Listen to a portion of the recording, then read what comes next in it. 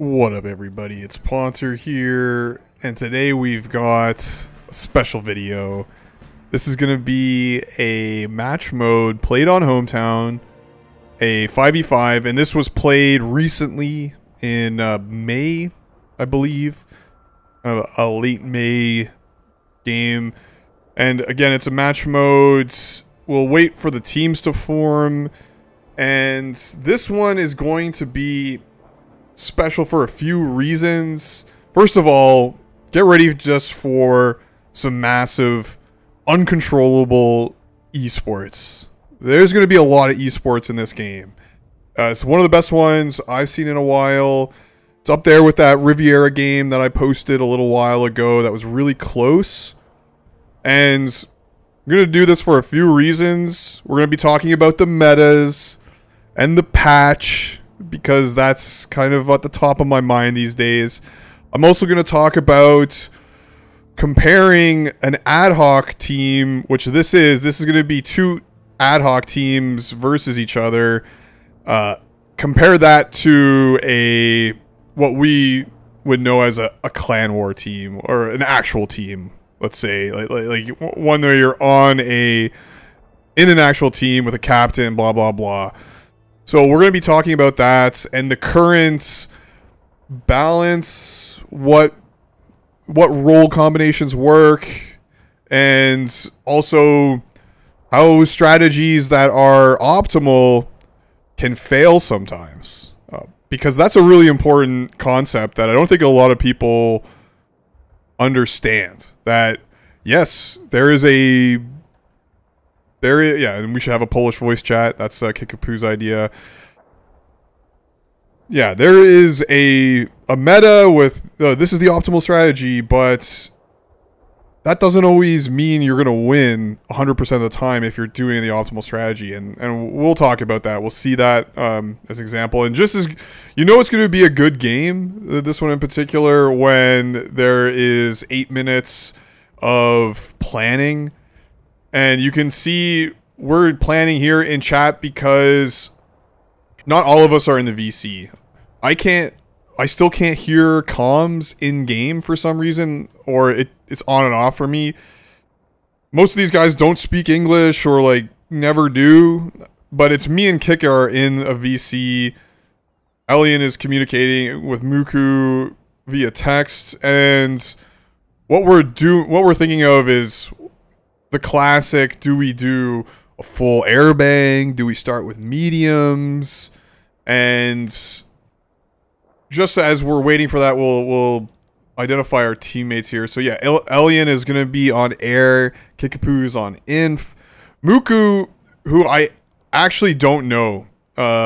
He was playing on this day. This is the first day I think I've met him. This is my first game with him. I played a few others. He's good. He's obviously an old player, like an old Clan War player. I don't know who he is or if Muku is his name. Muku, if you're active in the community on Discord or whatever, let me know if you're watching this. Akai MPK is another Smurf, and I guess I'll out the Smurf. That is Claude, or Mycon, who, as he goes on Discord, I think. I can't remember exactly. I'm pretty sure that's Claude. Which is ironic because he's the one who kicked off the patch debate recently. And if there is a game that suggests that there is no patch needed, it would be this one. And just to get back to the game, let's stop talking about the meta stuff. Our plan is a very interesting one. It's a classic old school plan where you go double airbang and drop a scan. And Kikapu and myself have 8 TA scans because we're armor and infantry. And so the plan is one of us drops a scan for the air and they go in and bang the hell out of town and they do it. And my issue with this strategy, I don't really care that much, so let's do the double airbang. My issue is their other team, so let's talk about the other team. So this, first of all, is an amazing team. Like, this is a very stacked team, and I have no complaints other than the fact that I haven't played with Muku and the comms aren't the greatest. And we're going to see the impact of that later on. But their team is also very strong. This guy is not in it. He's just a spectator. It just sometimes it shows the spectator in the team. But it's Wally, Dex, Kide, Blitz, and Good Player. That's an incredible team. The only thing I would say against that team is it's all air players. They have 3 amazing top tier air players, but they're ground. I mean, Dex is an amazing armor player, and Wally's an amazing support player, but they don't have a dedicated inf player other than Good Player, and Blitz can kind of do inf. Like, he's actually had some pretty good games as inf. Good Player is a legit inf player. He doesn't do it a lot, but I think he's going to do it a lot more, because especially he struggles with ping on the North American servers. The ping isn't the greatest, and that's another thing I want to talk about later on. It's going to come up, and it's just so much planning. And yeah, I'm saying they're making a big brain plan because they were still not readied, and we get the classic in before gas station stalemate. So we're going to see how that gas station stalemate goes. And so remember, their team is heavy on air players. And 2 of those air players really dislike going mediums. So I know there's an air bang going. And notice Muku spawns a little late. And that's going to be critical. Look at the distances between. And nobody's splitting. I have a lot of critiques for the air. But look what they're going to do. They're going to do the exact same thing. They're going to bang us. And actually, there was a little late spawn from Kide too. But I think it's just teleporting. Yeah, she actually got there in time. We'll see. They kill almost all the support, but 1 support survives and he snipes the scout. Meantime, as the air gathers, they're waiting for the scan. There's no scan. They go in. And this is kind of my fault because I don't give my TA to Kickapoo in time. So there's still, now the scan comes down. I had that 5 TA. I could have given that. In my defense, I was busy running from the airbang. And this is, yeah, not needed now. He gets wiped. This scout, if he had any juice left, he should have gone and helped him kill that AA. That would have changed a lot of stuff. But no plan survives contact with the enemy. Even like the OP strat of double airbangs can fail if you don't execute them correctly. And, you know, that's just and this is just a taste of what's going to happen. As you can see here, Elian gets wiped. Muku still has all his stuff. Manages to kill Wally there. Elian calls for meds, and he communicated it. He switched. Look, he's already got meds. So we're going into the meta now. The game has settled into a meta kind of competition. I'm spamming lights to the gas station. It's just a classic thing. But look here, Muku deletes his heavies because he wants to go mediums. He tells Elian that, saying, "Bro, Elian's already got heavy, already switched to mediums. It's too late." And I don't know if this is Muku's preference. Like, he doesn't feel confident in using heavies. And for good reason, I don't always feel confident going heavies in match modes either. And notice Blitz is also switching because he sees the mediums there. So they're going to go the standard as well. In the meantime, to critique my play a little bit, I have these 2 heavies here. Probably don't need 2 heavies in town. Probably would be better to put 1 here. In my defense, it's really hard to keep AA. We've got all our AA here, so I might as well keep the 2 heavies. And yeah, I peel this guy off to help. And yeah, Elian, there was a communication breakdown or a breakdown of preferences. I don't know if Muku just ignored Elian and doesn't care, or genuinely didn't see it. But now he deletes. But Elian's already doomerring and saying GG. In the meantime, just to break down the roles, so yeah, Dex is on armor. Classic heavy already there. We're going to see a lot of those. blitzes on mediums, and gut players on inf. So it's gut player versus Kickapoo, but the score that you're going to see is a little deceiving because we are dumping we decided as a team to pool to Kickapoo, and they as a team are pooling to Dex. And there's no right or wrong in this. It's whatever. It's kind of whatever the team decides in the moment is better. I can make arguments for both. I would say if you have a choice, you should always pool to me. But yeah, it doesn't matter. Basically, whoever is the most competent. And then, okay, notice this. This is what I wanted to talk about anyways. Muku charged. Did you see that charge in and just gets absolutely destroyed? And that's a frustrating moment. It happens all the time as an air player. But did you see what he charged into? There was a shithead there. There was 2 Wally AAs and there was a stack of mediums, and he YOLO'd into that. That's a mistake. And that's another mistake that could have been solved with communications and a little more thought in the air play and also in my play. If everyone was in the VC and I see this blob, I should communicate to people saying heavy arty is going to come down, hold off on the diving as the air. And then you do this. You communicate to your team, this is a long-term TA strategy. We're going to nuke them.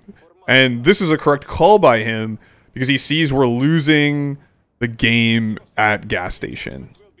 And, you know, Kickapoo's actually doing a great job getting into town, really harassing them, protecting the bridge. That's great, but it doesn't matter if you hold the bridge as USSR if you don't hold the gas station.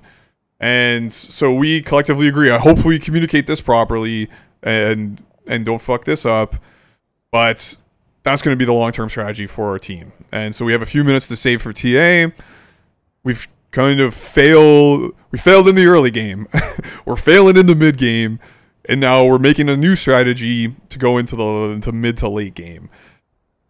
In the meantime, we've got just mediums. We got the gas station stalemate. So Studerball was correct in calling it.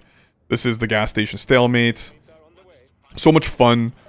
And again, I don't know how else to play this map.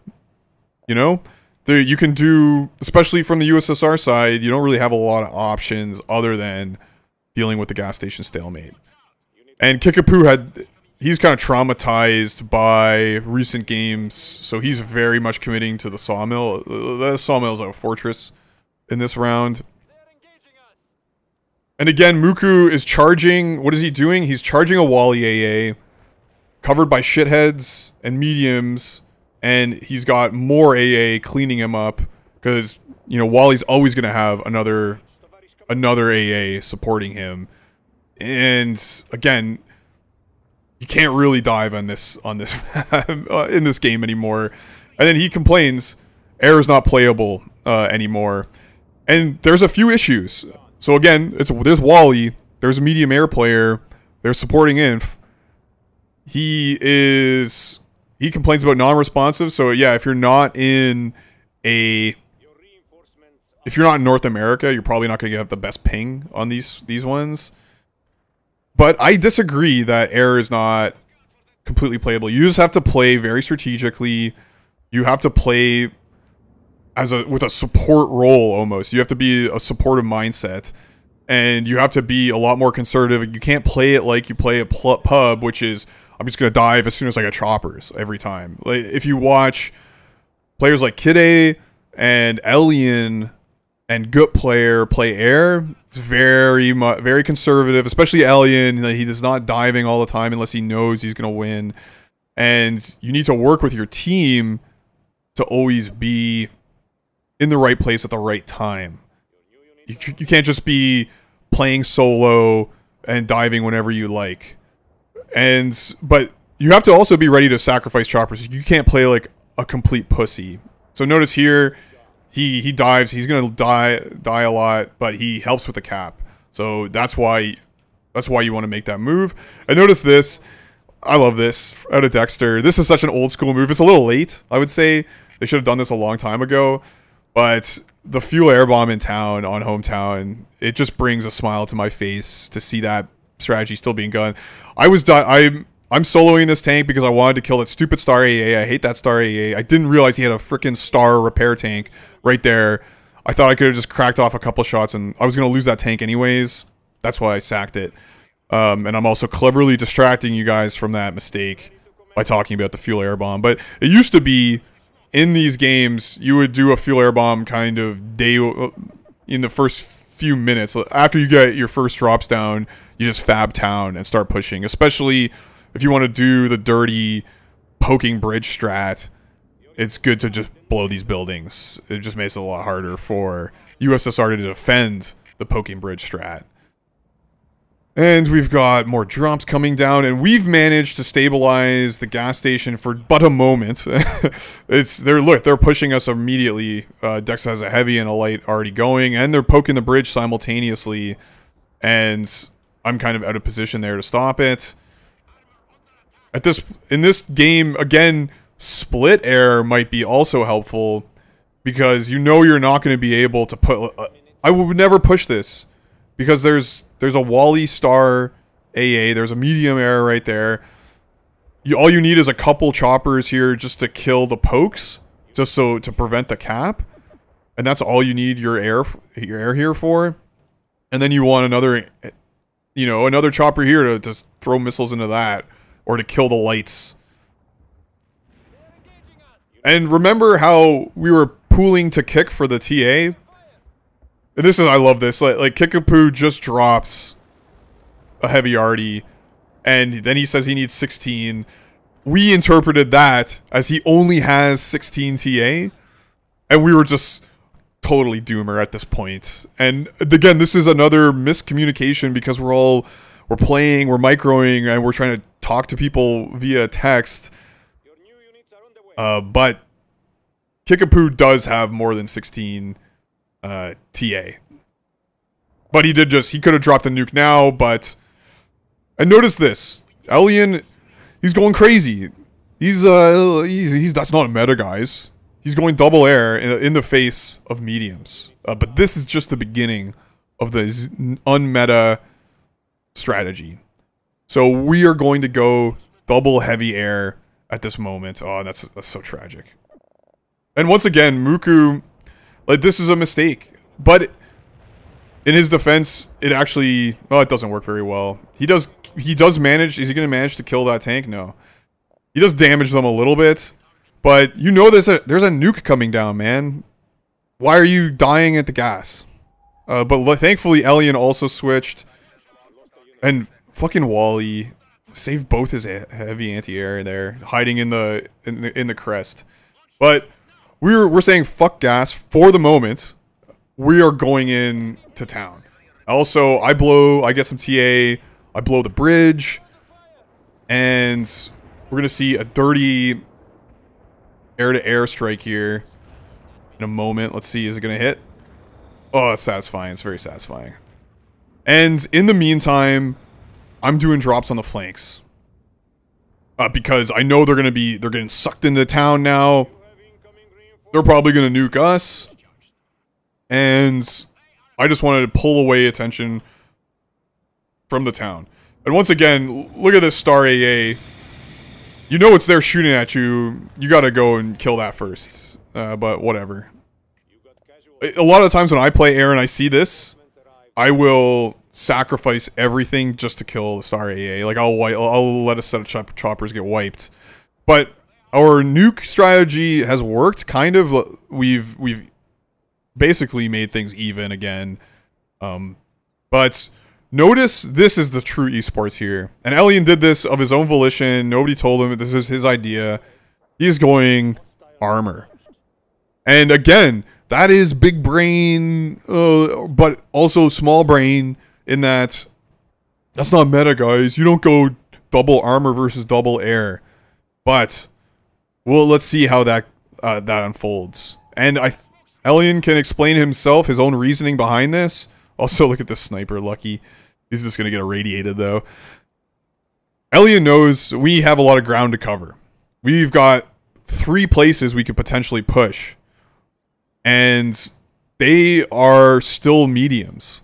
So why not just go and use go armor and spread it across the map.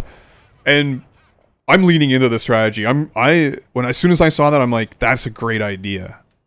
I'm gonna keep doing what I was doing before, sending tanks to the flank and sending tanks up the middle, and you know, Ellie's getting the armor transports, APCs, and they're lurking up there, just waiting for an opportunity, and we're gonna see that go down.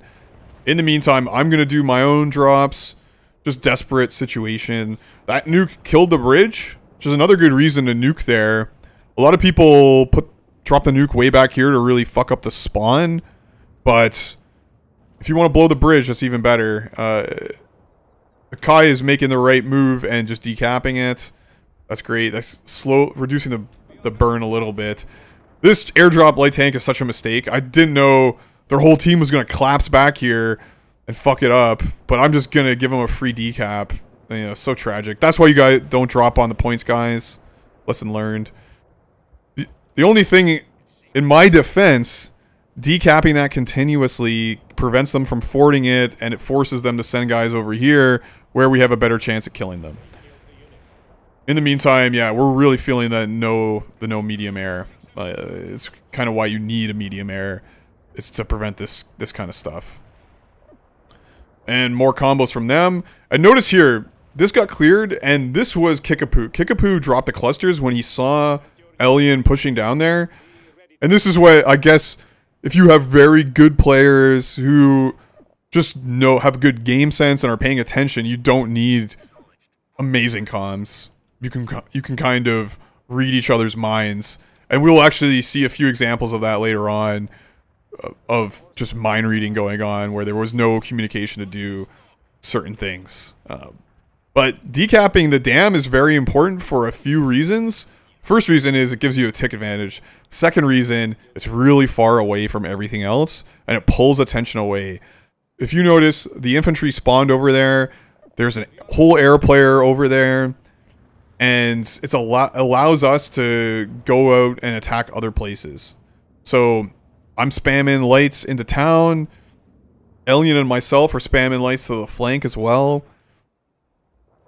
And that's going to be our overarching strategy, is now to spread them out and get devious caps like this from under their noses as much as possible.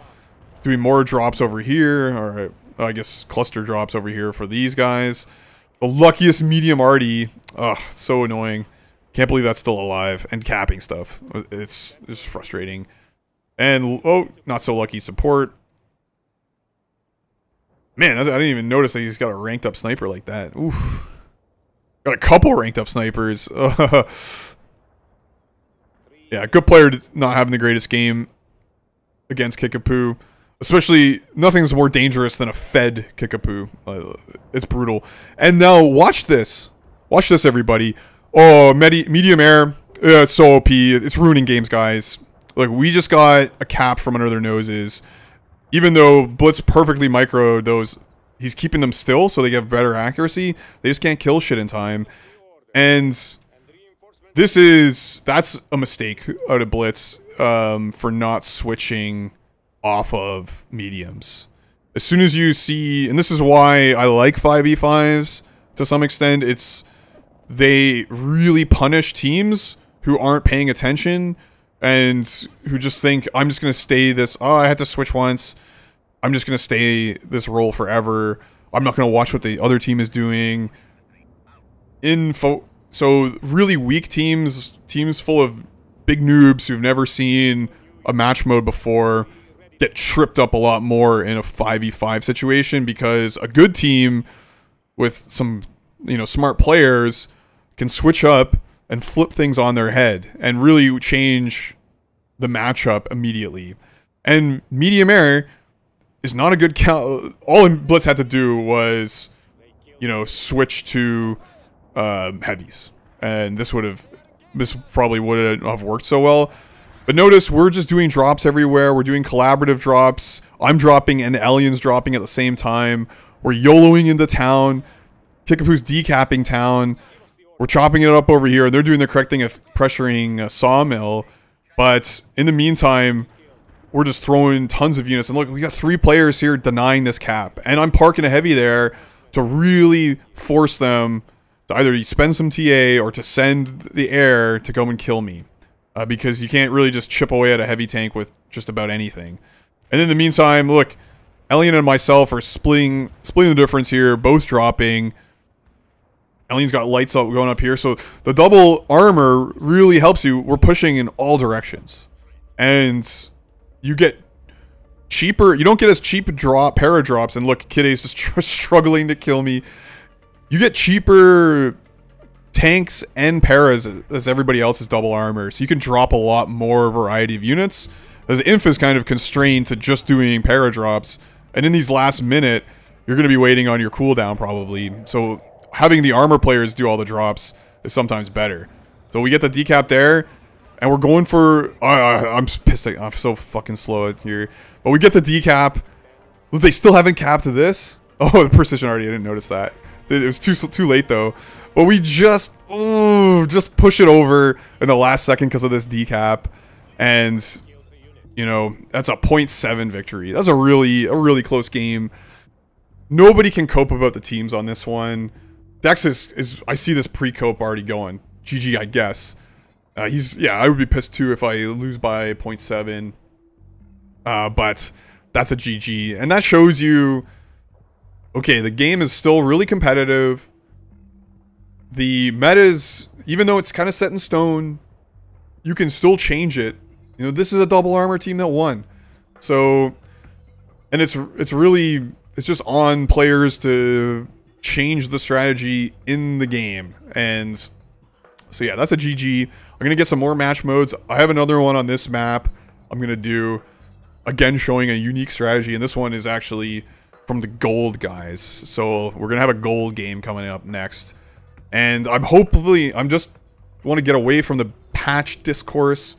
It disgusts me to honestly talk about this stuff. I'd rather just talk about games. So I'll try to tone it down a little bit, but a game like this shows you the game is still dynamic, and you know, you can make suboptimal strats work. And man, look at the command point score from Dex. That's just from capping the bridge over and over again, I guess. And the tactical aid, you can see he was... And best enemy damage from the infantry? Whoa, that's a weird one. But yeah, that was GG. Take it easy, guys, and see you later. Also, match modes in the next month or so. Sign up, go to the events page, and scroll up. You gotta scroll through a bunch of bullshit out of Donald. But sign up if you want to play in Clan Wars in the next month, in either like June or early July. Anyways, take it easy, guys. Later.